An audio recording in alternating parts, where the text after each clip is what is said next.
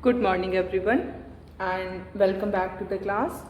You all have done your unit test 1, and now we are back with our studies. And as we were doing the chapter, Why Do We Need a Parliament? The chapter is third chapter in civics, and under this chapter you have read about the importance of parliament, the composition of parliament, how the parliament is formed, and in the previous class we were discussing the functions of the parliament. And in this regard we have seen that one of the most important function of the parliament is to select the national government, and then the second function which is done by the parliament is to control, guide and inform the government, and the third function is the law making function of the parliament, which is one of the most important function of the parliament. But we will discuss about this power or function of the parliament in the next chapter in detail. So here you just know that parliament is responsible for making laws in the country. In the next chapter we will study about it in detail. Okay, and now we will be doing a new subtopic of this chapter, that is who are the people in parliament.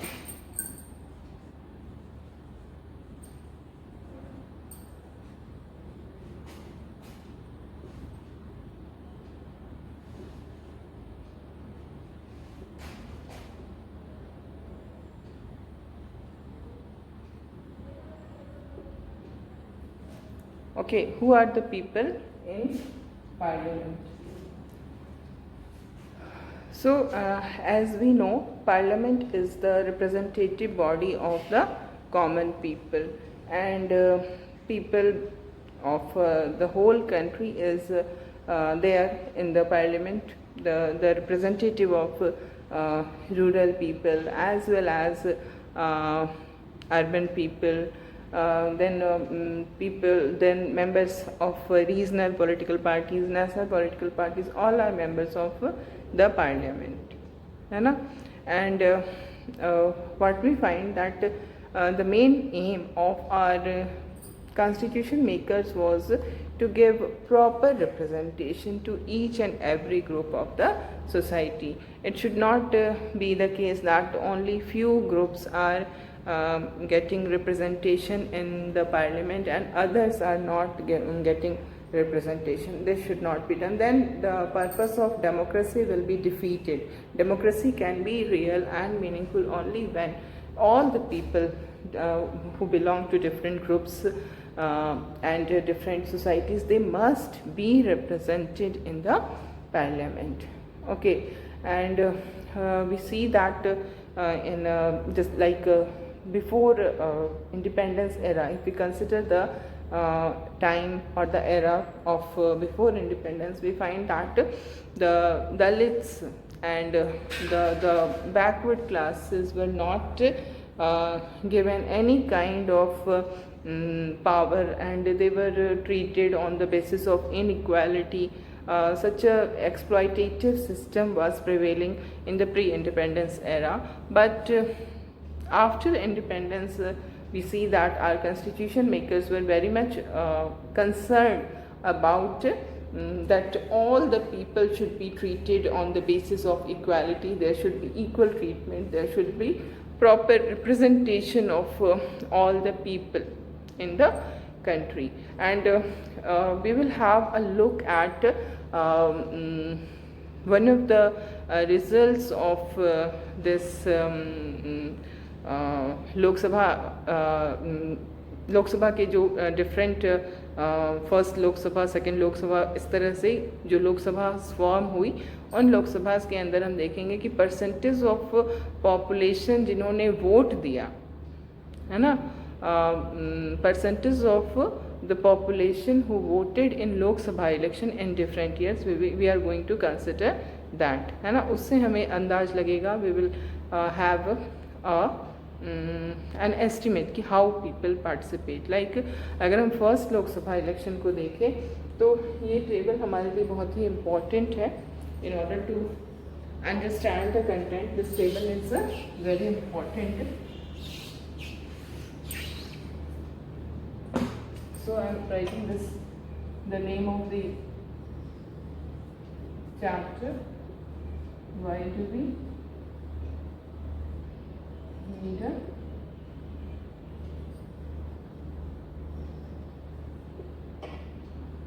parliament. Okay, so now we have this table in which we see that Lok Sabha, the first Lok Sabha, which was constituted in the year 1951-52.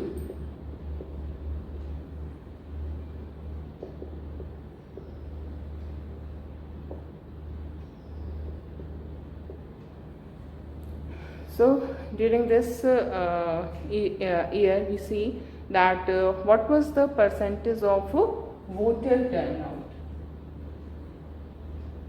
Voter turnout, it is given in percentage, है ना।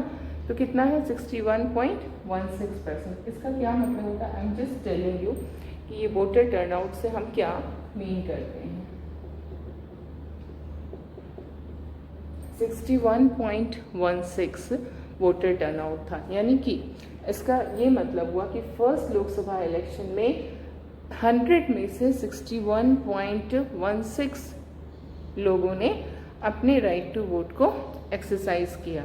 100 में से 61.16 लोग अपने घरों से बाहर आके राइट टू वोट को एक्सरसाइज किया। 100 वो लोग जिनको राइट टू वोट मिला हुआ था, तो उसमें से अराउंड हम कह सकते हैं 39 लोगों ने अपने राइट टू वोट को एक्सरसाइज नहीं किया। ओनली 61.16% लोगों ने ही अपने राइट टू वोट को ऑब्जर्व किया, है ना। तो दिस इज़ द केस। ऐसे हम आगे देखेंगे। Now we see that in the fourth Lok Sabha election, if we see the condition which was prevailing in the fourth Lok Sabha election which was held in the year 1967, तो इस 1967 में हम देखते हैं कि उस समय भी जो वोटर टर्नआउट था वो 61.33% था। सो बहुत ही स्लाइट इंक्रीज हुआ, जिसको नेग्लिजेंस माना जाएगा। It was not an increase, almost same ही रहा। फिर फिफ्थ इलेक्शन जो कि 1971 में हुआ, तो इस समय भी हम देखते हैं कि जो वोटर टर्नआउट था वो एक्चुअली डिक्रीज हो जाता है, 55.29% पे चला जाता है। तो दिस इज डिक्रीज, है ना, 55.29%। This is about the fifth general election. उसके बाद अगर हम सिक्स्थ जनरल इलेक्शन को देखें तो उस समय ये 60.49 पे गया, सिक्स्थ, जो कि 1977 में हुआ था। इसमें वोटर टर्नआउट जो था वो 60.49 पे गया, फिर से ऊपर जाता है। और अगर हम आगे इसको देखते हैं तो 10th लोकसभा जो इलेक्शन था उसमें ये फिर से नीचे आ जाता है, 55.88। ओके, 10th लोकसभा इलेक्शन जो कि 1991-92 में हुआ था, फिर से ये नीचे आ जाता है 55.88।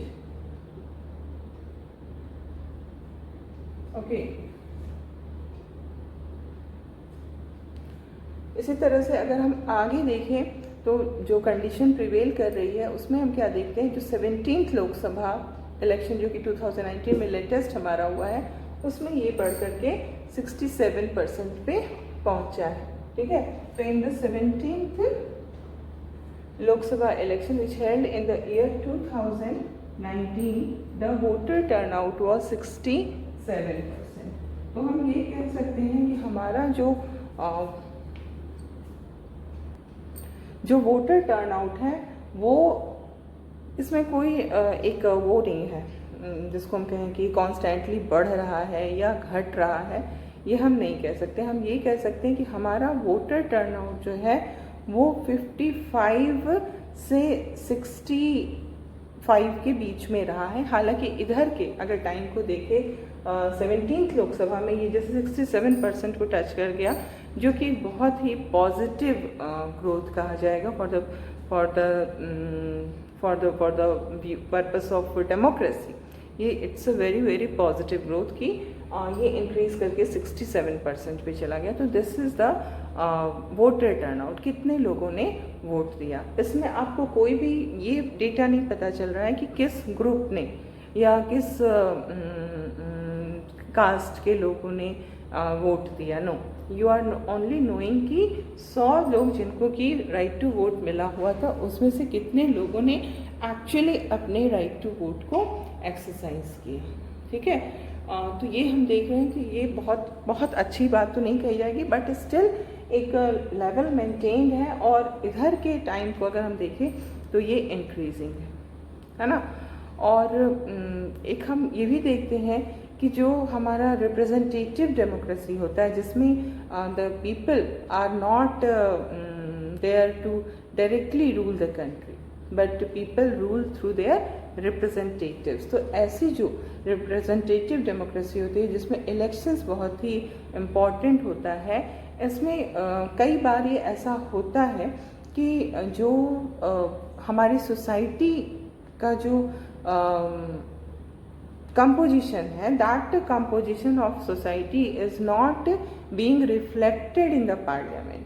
Like सोसाइटी में हमारे एक अहम हिस्सा हो सकते हैं कि शेड्यूल कास्ट और शेड्यूल ट्राइब्स हों, but they are not getting representation in the parliament. ऐसा हो सकता है, कई बार ऐसा होता है बिकॉज ऑफ लेसर नंबर, क्योंकि डेमोक्रेसी तो ultimately it's a game of number only, है ना। ये तो नंबर का खेल है, जिसके भी पास ज़्यादा सपोर्ट होगा लोगों का, वो उसका रिप्रेजेंटेशन होगा। तो ऐसे में कई बार इस बात का वी कैन से कि it is very much feared, इस बात का डर होता है कि जो हमारे सोसाइटी के जो सप्रेस्ड ग्रुप्स हैं उनको रिप्रेजेंटेशन नहीं मिल पाए, है ना।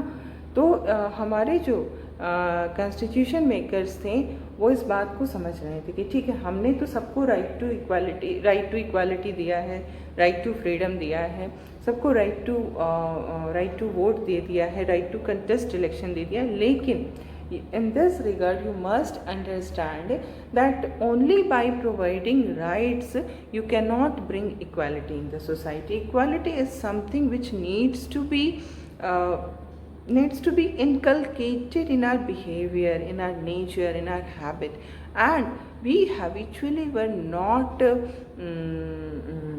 not in favor of equality, है ना। हमारा जो हैबिट था, अगर हम हिस्टोरिकल एक्सपीरियंसेस को देखें तो हमारी सोसाइटी में कभी भी इक्वालिटी को नहीं इम्पोर्टेंस दिया गया।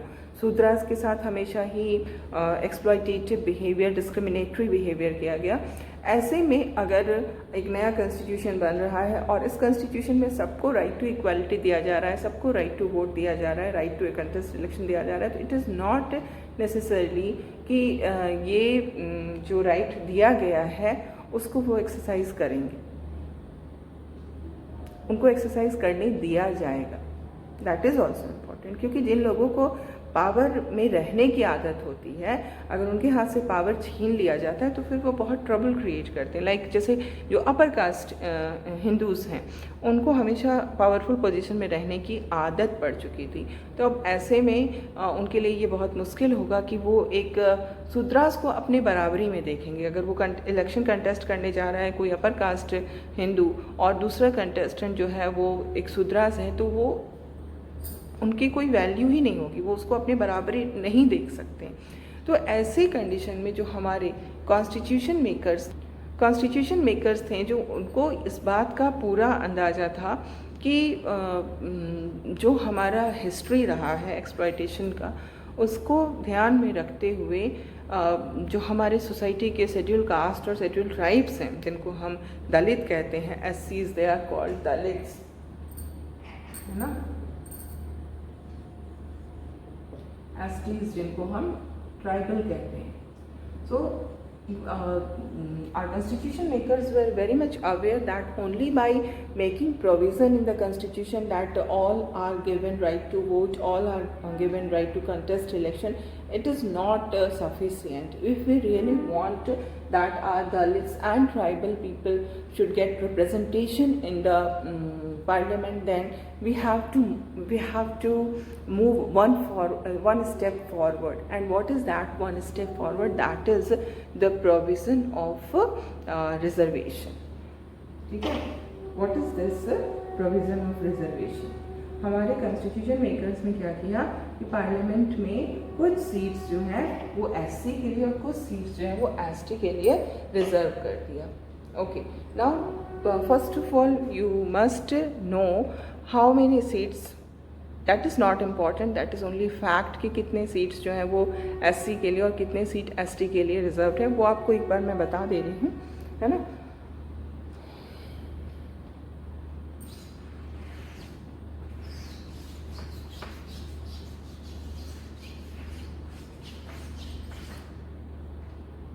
तो अगर हम देखते हैं हमारे टोटल सीट कितना है लोकसभा में,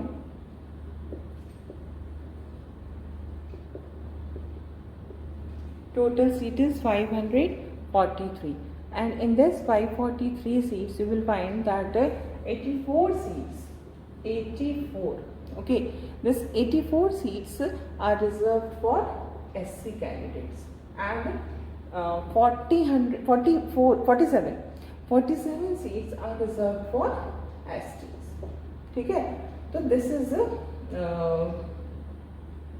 अब ये हमारे कॉन्स्टिट्यूशन में कह दिया गया कि ये किस 84 सीट्स एससी के लिए, 47 सीट्स एसटी के लिए. तो अगर हम एससी और एसटी के सीट्स को ऐड कर देंगे तो हमारे पास कितना बचेगा, कितना आएगा ऐड करने पर 131. अब हम 543 में से इस 131 को माइनस कर दिए तो कितना बचा 412. तो ये जो 412 जो बच रहा है ये किसके लिए है, ये जनरल के लिए, है ना. बात समझ में आई.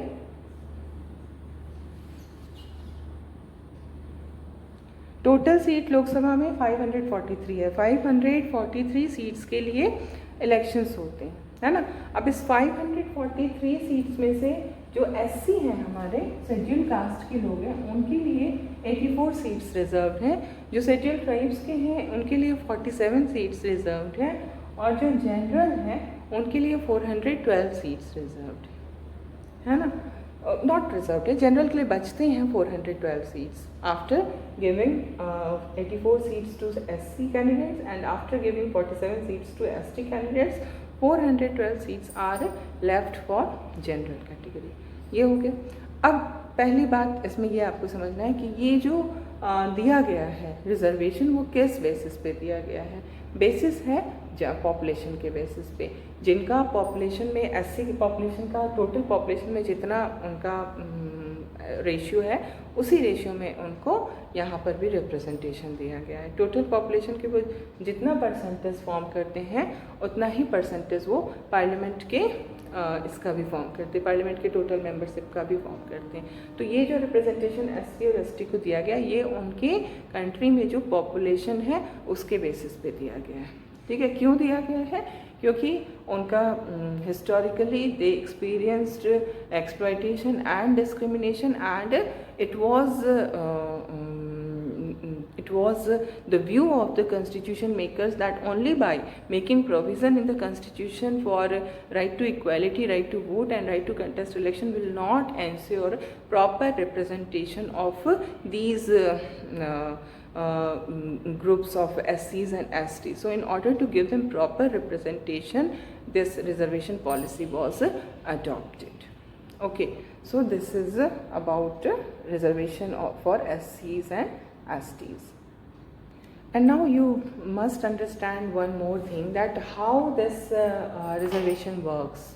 कैसे reservation work करता है. I told you for the purpose of election of Lok Sabha, the whole country is divided into 543 constituencies. Okay.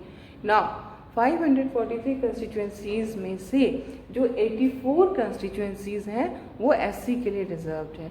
इसका मतलब ये होता है कि उन 84 कंस्टिट्यूंसीज़ में जो खड़े होंगे कंटेस्टेंट, जो कैंडिडेट्स खड़े होंगे वो सारे के सारे कैंडिडेट शुड बिलोंग टू एससीज। अगर वो कंस्टिट्यूंसी एससी कैंडिडेट के लिए रिजर्व है तो वहाँ से चाहे जो भी पार्टी अपने कैंडिडेट को खड़ी करेगी वो जो कैंडिडेट होगा वो एससी को बिलोंग करना चाहिए। ठीक है, इसी तरह से अगर एसटी के लिए वो सीट रिजर्व्ड है तो वहाँ से जो भी पॉलिटिकल पार्टी अपने कैंडिडेट खड़ी करेगी उसको एसटी का ही होना चाहिए, है ना।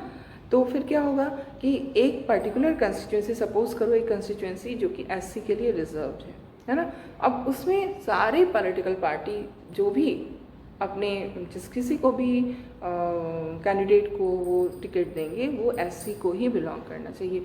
ठीक है, तो क्या होगा कि हर कोई किसी ना कोई एससी कैंडिडेट ही वहाँ से इलेक्ट होगा, है ना। एससी के अलावा और कोई कैंडिडेट वहाँ से इलेक्ट नहीं हो सकता है। ठीक है, तो अब इसमें क्या हुआ, this is the way of representation. Now the SC candidate has got representation, the SC population has got representation. और ये एक और चीज़ इसमें आपको समझना है कि जो ये एससी और एसटी के लिए जो रिजर्व्ड है कंस्टिट्यूंसी, ऐसा नहीं होता है कि एक पर्टिकुलर कंस्टिट्यूंसी हमेशा के लिए रिजर्व हो गई एससी के लिए, एक पर्टिकुलर कंस्टिट्यूंसी हमेशा के लिए रिजर्व हो गई एसटी के लिए। इट कीप्स रोटेटिंग, ये घूमता रहता है, क्योंकि हमारे यहाँ ऐसा नहीं है कि एससी एसटी किसी एक ही जगह पे कंसंट्रेटेड है, स्कैटर्ड है, पूरे देश में स्कैटर्ड है। इसलिए ये जो रिजर्व्ड कंस्टिट्यूंसी होता है ये एक को रिजर्व करके हमेशा के लिए नहीं छोड़ दिया जाता है, बल्कि इट कीप्स मूविंग, ये मूव करता रहता है, रोटेट करता रहता है। Okay, and now we come to the next thing, like there is nowadays there is demand for reservation of seats for women also, है ना।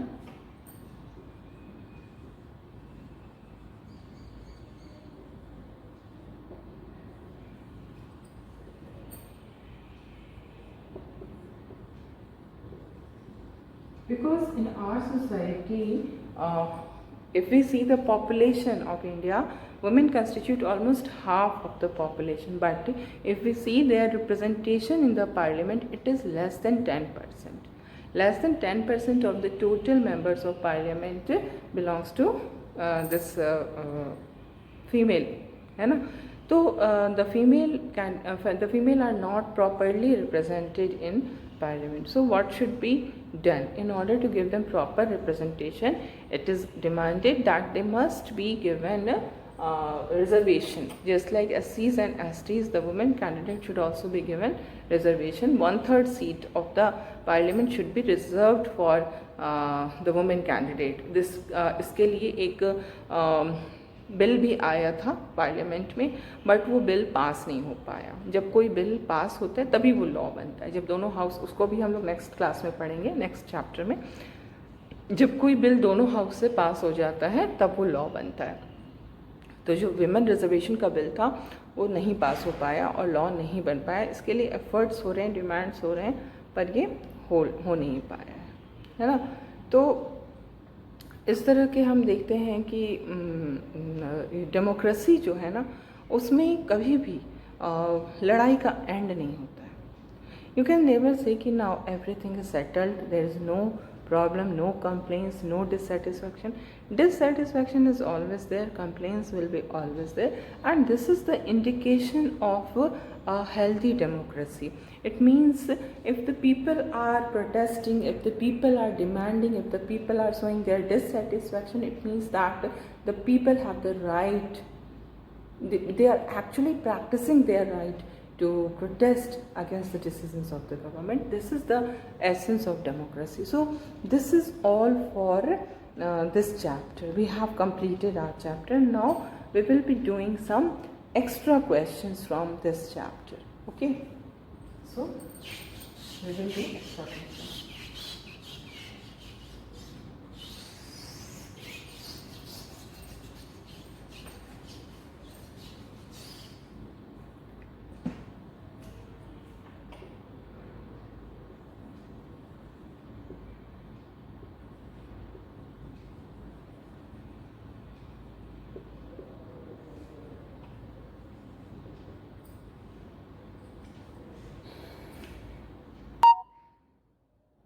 So the first question is, name the supreme law making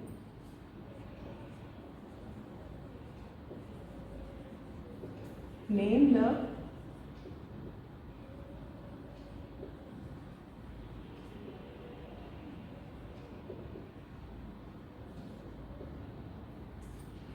the supreme law-making institution of our country.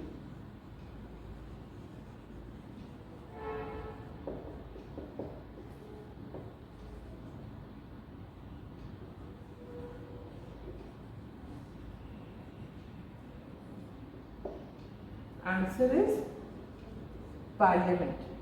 है ना? The Parliament of India. The Parliament of India is the supreme law-making institution of our country. Okay. Now the next question. The next question is, name the two houses of Parliament. Name the two houses of Parliament. The two houses of Parliament are Lok Sabha and Rajya Sabha. Okay. And now the next question is, how many members are there in the Rajya Sabha, or what is the total strength?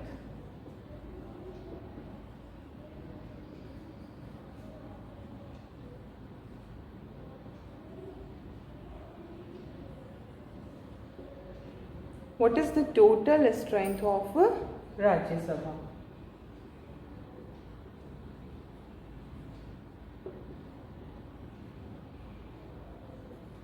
Well, the total strength of Rajya Sabha is 245. And now the next question, it is also about Rajya Sabha. How many members of Rajya Sabha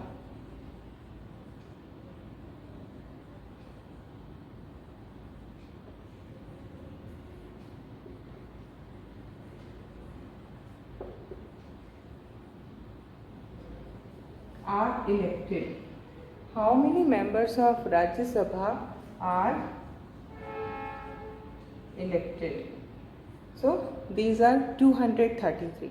233 members of Rajya Sabha are elected. Okay. And now we move to the next question.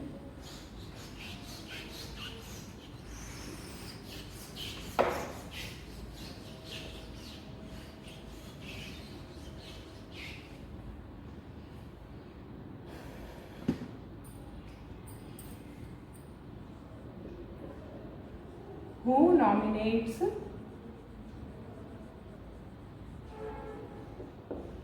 Who nominates 12 members of the Rajya Sabha?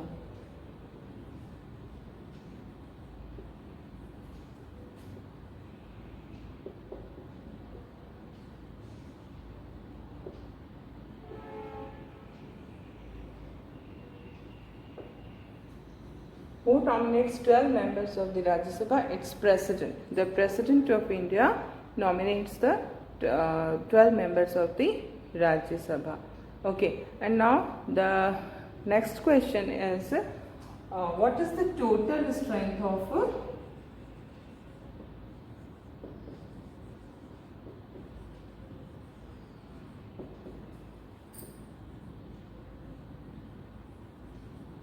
Lok Sabha? The total strength of Lok Sabha is not 543. It's 545. I told you 543 members are elected by the by the people of the country, by the adult people of the country, adult citizens of the country, and the 2 members are nominated by President if the President is of the opinion that Anglo-Indian community is not getting representation in a proper manner, then 2 people from this Anglo-Indian community can be nominated by the President. So the total membership is 545. Okay. आपको ये याद रखना. देखिए, जब हम राज्य सभा करेंगे तो राज्य सभा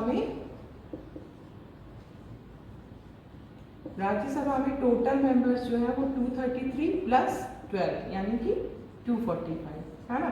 और जब हम लोकसभा देखेंगे तो लोकसभा में भी यही चीज है, लोकसभा में 543 प्लस 2 यानी कि क्या हो गया 545. This is the total membership of the Rajya Sabha, Lok Sabha.